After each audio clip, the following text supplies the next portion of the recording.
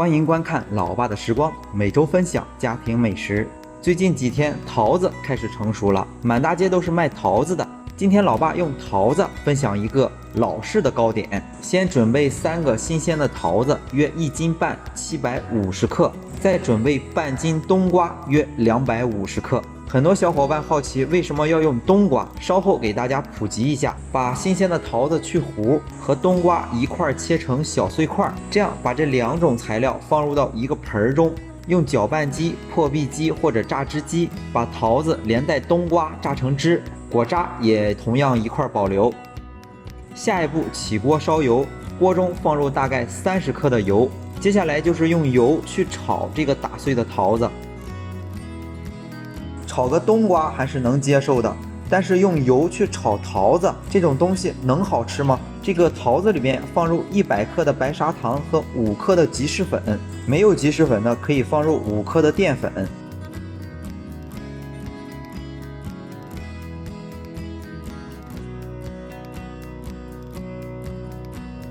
经过小火漫长的炒制，就会炒成这种粘稠深色的果酱。其实这个东西大家都吃过，大家只是没有概念。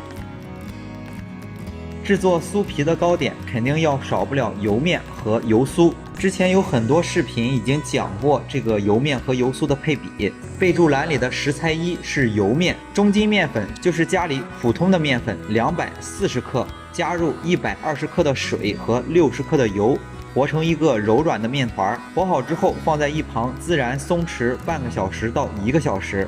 食材2就是油酥，240克的中筋面粉加入120克的食用油，和成一个柔软均匀的面团。接下来就是把油面分成小剂子，包入同等分量的油酥。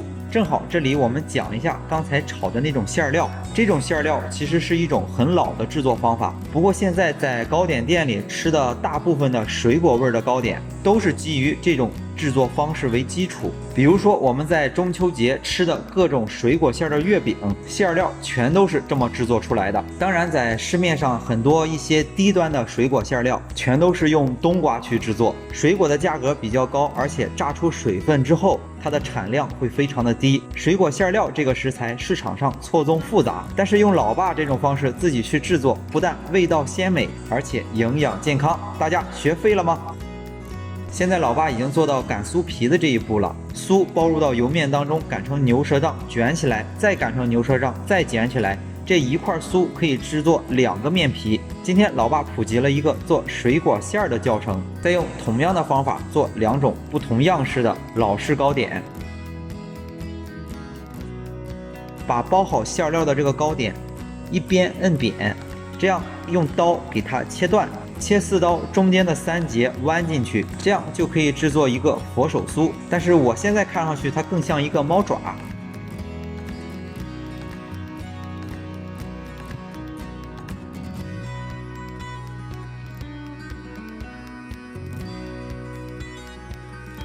准备2个蛋黄，打成蛋黄液，刷在这个糕点上，撒上一层黑芝麻，做简单装饰，就可以送入到烤箱。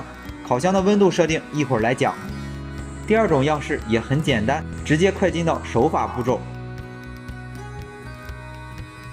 把包好馅的面团擀成牛舌状，用小刀轻轻地把表面划开，2边窝在一起，就可以制作成毛毛虫形状的糕点。这种糕点不用刷蛋黄液，直接吃白皮的就好。那怎么去烤呢？先预热烤箱，上火预热到220度，下火预热到220度，放在烤箱的中层。第1种佛手酥烤20分钟，第2种毛毛虫烤15分钟。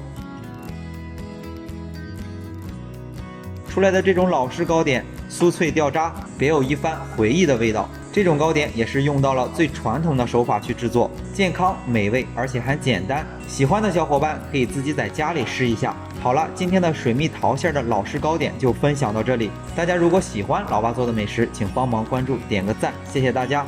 为了方便大家去记去看视频中所需要的材料已经备注在视频下方的备注栏。